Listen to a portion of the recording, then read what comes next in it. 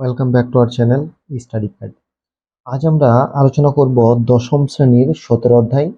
এই 17 নম্বর অধ্যায়ে সম্পাদ্য নিয়ে আলোচনা আছে। আমরা জানি দশম শ্রেণীর অর্থাৎ মাধ্যমিকের পরীক্ষায় দুটি সম্পাদ্য আমাদেরকে করতে দেয়। দুটি দেয়, দুটির মধ্যে একটি আমাদের করতে হয় এবং সেটিতে 5 নম্বর থাকে। এছাড়াও সম্পাদ্যগুলি নিয়ে কিছু এই যে বেসিক কনসেপ্টগুলো এগুলো নিয়ে কিন্তু আমাদের কিছু শর্ট কোশ্চেন থাকতে পারে। তাহলে মিনিমাম আমাদের 5 নম্বর সম্পাদ্য থেকে পড়ছে, ম্যাক্সিমাম আরো 2-1 নম্বর পড়তে পারে, অর্থাৎ 6 কি 7 কি 8 এরকম নাম্বারও পড়তে পারে। তাই সম্পাদ্যের গুরুত্বটা অনেকটাই বেশি।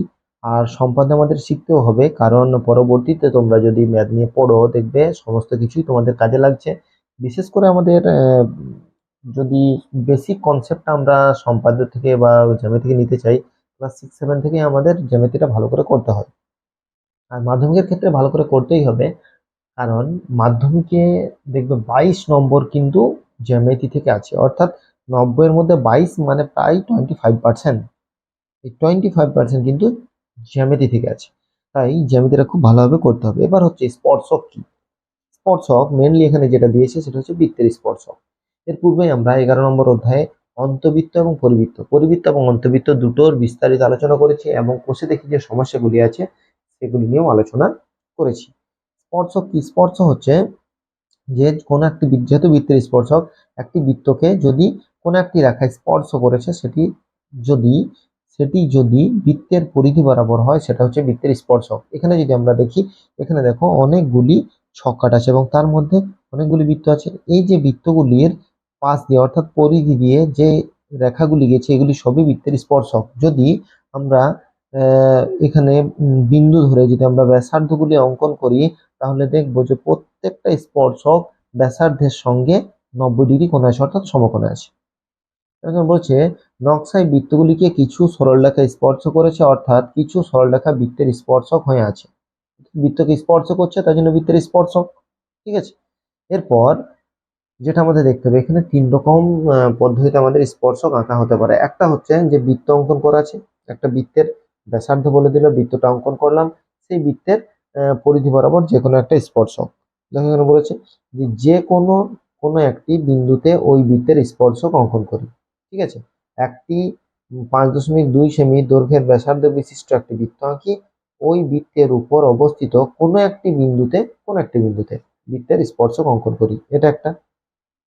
আবার যেটা বলে দেবে যে কোনো একটি বৃত্ত আছে, সেই বৃত্তের বহিস্থ কোনো একটি বিন্দু আছে, সেই বহিস্থ বিন্দু থেকে বৃত্তের উপর একটি স্পর্শক অঙ্কন, এই নিয়মও পড়তে পারে।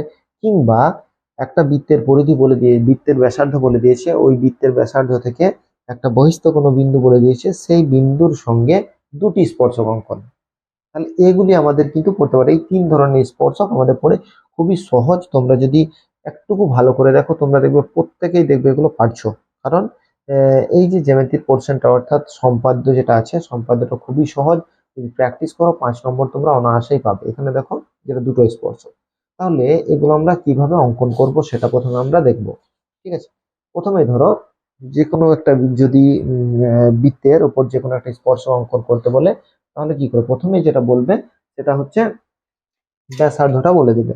বৃত্তের ব্যাসার্ধ বলতে ধরে নাও বৃত্তের ব্যাসার্ধ, এখানে আমি একটা আঁকছি। 3 রকম কিন্তু হবে, বারবার বলছি। ঠিক আছে, প্রথমে একটা বৃত্তের ব্যাসার্ধ ধরে নাও 3 সেমি, একটু বড় করে আঁকি।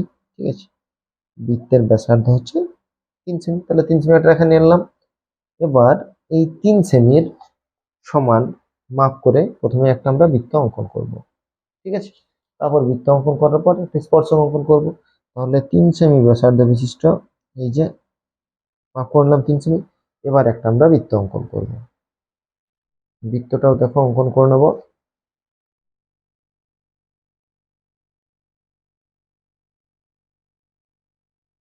আমি কিন্তু ক্লাসগুলো করানোর জন্য তোমাদের পেনে দেখবে জ্যামিতিগুলো করছি, কিন্তু তোমরা সব কিন্তু একটাও পেনে করবে না। ঠিক আছে, তোমরা যেগুলো করবে সেগুলো সব কিন্তু পেন্সিলেই করবে। দেখো একটা বৃত্ত অঙ্কন করলাম, তার কেন্দ্র নিচ্ছি, কেন্দ্রটা হচ্ছে ও কেন্দ্র।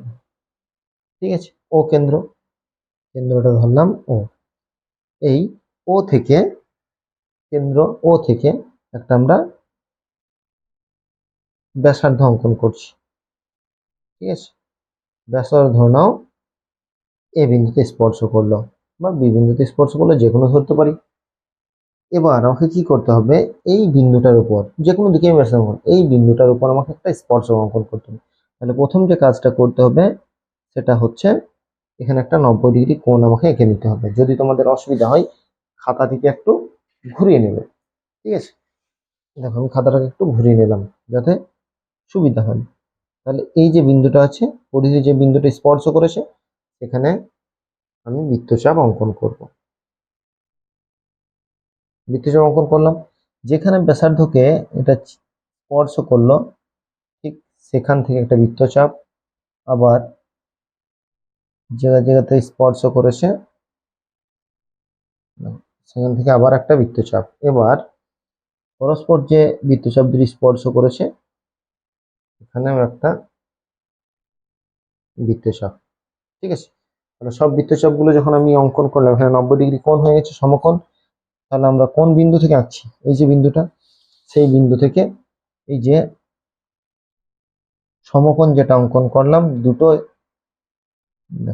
স্পর্শ করেছে দুটো বিন্দু আর এই দুটো চাপ এবং এখানে, তাহলে এটাকে আবার কি করবো, আমরা অঙ্কন করে নেবো, ঠিক আছে। এটা অঙ্কন করলাম।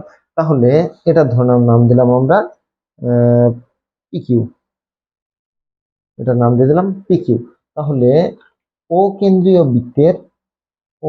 বৃত্তটি একটি ব্যাসার্ধ হচ্ছে ও এটা কত 3 সেমি, এবং এই এ বিন্দুর ওপর পিকিউ একটি স্পর্শক। এই যে পিকিউ স্পর্শক অঙ্কন করলাম, এই পিকিউটা এর ওপর লম্ব। তাহলে আমরা বলতে পারি পিকিউটা লম্ব হচ্ছে কার উপর, ও এর উপর, ঠিক আছে।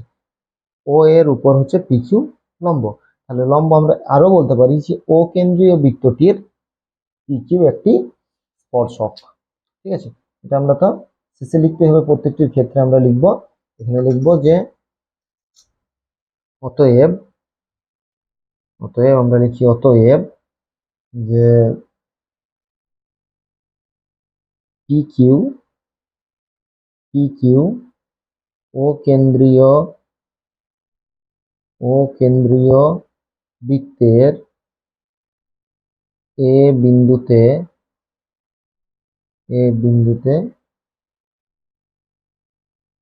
স্পর্শক, ঠিক আছে।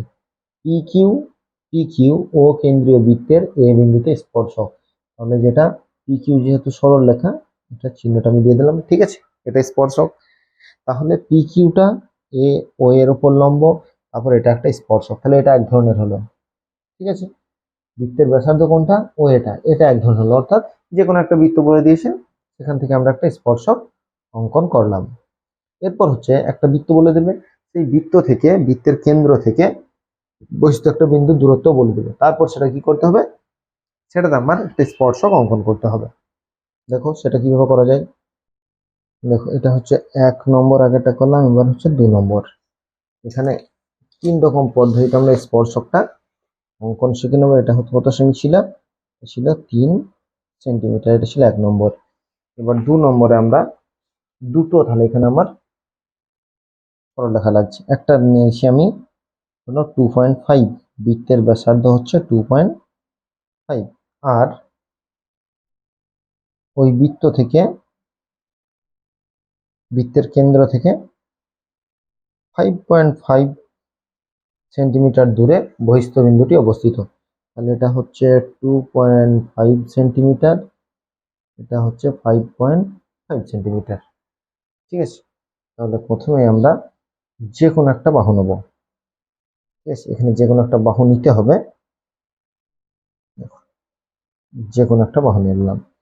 যে কোনো বাহু নেওয়ার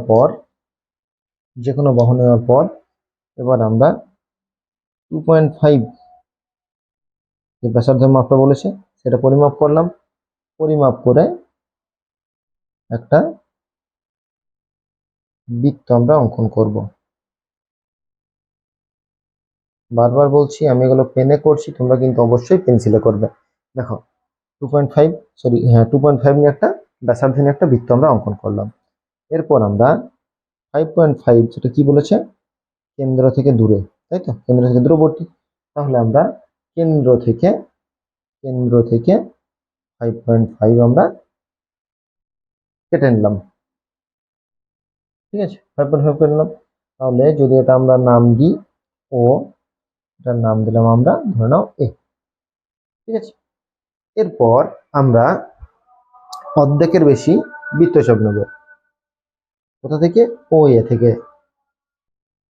তাহলে আমরা অর্ধেকের বেশি, ও এ এর অর্ধেকের বেশি নিয়ে আমরা এটার সমদ্বিখণ্ডক করব। অর্ধেকের বেশি নিলাম। এরপর আমরা বৃত্তচাপ উপর এবং নিচে, ঠিক একইভাবে ও বিন্দু থেকেও বৃত্তচাপ অঙ্কন করলাম। সবসময় এই বৃত্তচাপ দুটো যখন অঙ্কন করব, বৃত্তচাপের দৈর্ঘ্য যেন একই থাকে। এরপর আমরা এটাকে জয়েন করব, দুটো বিন্দু যেখানে দুটো পরস্পর ছেদ করছে। ঠিক আছে, দুটোকে জয়েন করলাম। তাহলে এটার নাম দিলাম ধরলাম এম এন। ঠিক আছে, এম এন। এরপর আমরা যখন এটাকে সমদ্বিখণ্ড করলাম, সমদ্বিখণ্ডক যেখানে করলাম সেই বিন্দুতে বসিয়ে আমরা একটা বৃত্তচাপ অঙ্কন করব।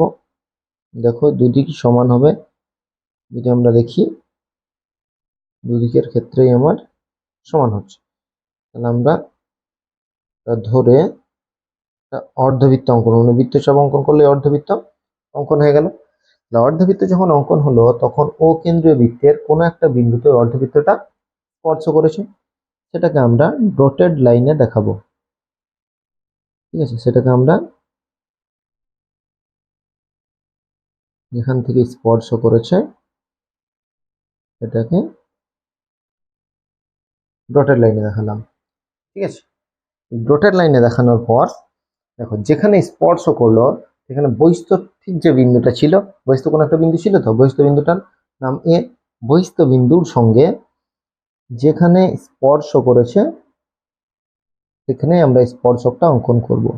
দেখো এখানে হচ্ছে ও, এখানে হচ্ছে ও, এবং এখানে যে বিন্দুটা স্পর্শ করেছিল, এরপর আমরা এটাকে স্পর্শক অঙ্কন করলাম। এটা ঠিক এই বাইরের দিকে আনবো না, ঠিক আছে, এটা এই পর্যন্ত গেল। এরপর এখানে একটা বিন্দুতে ছেদ করেছে, এটার নাম আমরা ধরে নিলাম, এটার নাম হচ্ছে বি, এটার নাম বর্ধিত অংশের নাম এক্স ধরে নিলাম। তাহলে এই যে আমরা স্পর্শকটা অঙ্কন করলাম, ও কেন্দ্রীয় বৃত্ত, ও কেন্দ্রীয় বৃত্ত থেকে ও কেন্দ্র থেকে একটা বহিস্থ বিন্দু যার দূরত্ব হচ্ছে 5.5 সেমি, সেই দূরত্বে একটা বিন্দু, সেই বিন্দু থেকে এই বৃত্তের ওপর একটা স্পর্শক অঙ্কন করা হলো। তাহলে এখানে বলা যেতেই পারে যে এ বিটা এই বি কিউ বা এ বিটা ও বির উপর লম্ব। ঠিক আছে, তাহলে আমরা লিখতে পারি যে ও বি লম্ব হচ্ছে এ বি, এটা আমরা লিখতে পারি। ঠিক আছে, পরস্পর যেখানটা ছেদ করেছে সেটার নাম একটা দিয়ে আমরা এটা দিয়ে দিলাম ধরো পি, এটার নাম দিলাম আমরা পি, যেখানে সমদ্বিখণ্ডকটা হচ্ছে। তাহলে এখানে আমরা লিখবো, যেটা পুরোটাই আমার সমস্যা সেটার সমাধান করা হলে এবার আমরা লিখব যে এখানে হচ্ছে কি এ বিটা স্পর্শক কার? ও কেন্দ্রীয় বৃত্তের উপর। তাহলে আমরা লিখব যে এ বি কমা ও কেন্দ্রীয় বৃত্তের একটি স্পর্শক। ঠিক আছে, কত দূরে? কেন্দ্র থেকে 5.5 সেন্টিমিটার দূরে অবস্থিত। এই প্রত্যেকটি জিনিস আমার কিন্তু লিখতে হবে ডিটেলসে। আমরা লিখবো অতএব এ বি ও কেন্দ্রীয় বৃত্তের একটি স্পর্শক।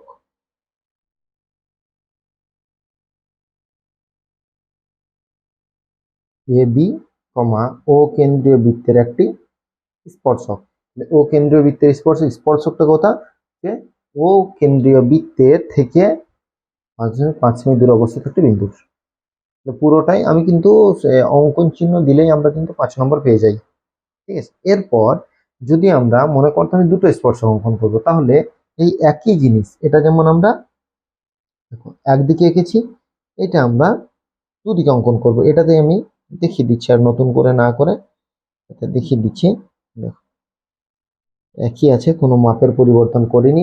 অর্থাৎ আমরা অর্ধবৃত্ত অঙ্কন করছিলাম, যদি দুটি স্পর্শক অঙ্কন করতে বলে তাহলে আমরা পুরো বৃত্তটাকে অঙ্কন করে দেবো। তাহলে পুরো বৃত্তটাকে অঙ্কন করলে দেখো এই বিন্দু একটা, এখানে একটা বিন্দুতে স্পর্শ করেছে, সেটাও আমরা এই বিন্দুর সঙ্গে কেন্দ্রের এটাকেও আমরা জয়েন করে নেবো। তাহলে এটাকে যখন জয়েন করলাম, যে বিন্দুতে হলো সেটার সঙ্গে আমরা মূল বিন্দুর, অর্থাৎ এই যে বিন্দুটি আছে, যে বহিস্থ বিন্দুটি আছে, সেটার একটা স্পর্শক আমি অঙ্কন করলাম এবং এটির নাম দিলাম আমরা সি। তাহলে এই ক্ষেত্রে আমরা বলতে পারি যে এই ক্ষেত্রে একই ও সি লম্ব হচ্ছে এ সি। তাহলে এখানে আমরা যখন লিখবো A O sorry A B ও এ সি দুটি স্পর্শক আমরা অঙ্কন করলাম, ওই ক্ষেত্রে একটি, এই ক্ষেত্রে আমরা লিখবো দুটি স্পর্শক অঙ্কন করলাম। তাহলে দুটির ক্ষেত্রে নিয়ম কিন্তু একই। তাহলে যদি শুধুমাত্র বৃত্ত একটা স্পর্শক অঙ্কন করতে বলে, তাহলে একটা যথাসীম ব্যাসার্ধের বলে দেবে, সেই বৃত্তটাকে প্রথমে অঙ্কন করে নেবো। অঙ্কন করার পর একটা ব্যাসার্ধ অঙ্কন করব, ব্যাসার্ধ অঙ্কন করে ওখানে যে বিন্দুতে পরিধিটা ছেদ করছে, স্পর্শ করছে, সেই বিন্দুতে 90 ডিগ্রি কোণ এঁকে স্পর্শকটা অঙ্কন করে দেবো। আর যদি একটি বলে তাহলে আমরা কি করব, প্রথম একটা যে ব্যাসার্ধ বিশিষ্ট বৃত্ত বলবে সেটা প্রথমে অঙ্কন করব, তারপর কেন্দ্র থেকে যতটা দূরত্ব বলেছে ঠিক ততটা দূরে একটা প্রথমে একটা রেখা এঁকে নিয়ে যে কোনো রেখা থেকে ওখানটা কেটে নেব। কাটার পর আমরা অর্ধেকের